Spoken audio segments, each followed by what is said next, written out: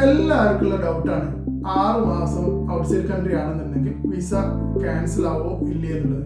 ഇന്ന് ക്യാൻസൽ ആവൂല. ഇനി എങ്ങനെ നമുക്ക് തിരിച്ച് യു എയിലേക്ക് വരാന്നുള്ളതാണെന്നുണ്ടെങ്കിൽ അതും പറ്റും. നിങ്ങളെ വിസ വാലിഡ് ആണെന്നുണ്ടെങ്കിൽ റിട്ടേൺ പെർമിറ്റ് എന്നുള്ളൊരു ഓപ്ഷൻ ഉണ്ട്.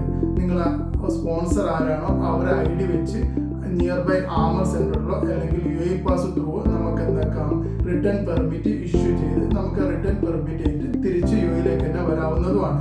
അല്ല നിങ്ങൾ ഗോൾഡൻ വിസയിലോ അല്ലെങ്കിൽ ഇൻവെസ്റ്റർ വിസയിലോ ഉള്ളവരാണെന്നുണ്ടെങ്കിൽ മിനിമം 1 ഇയർ വരെ ഔട്ട്സൈഡ് നിന്നാൽ നമുക്ക് തിരിച്ചു വരാവുന്നതാണ്.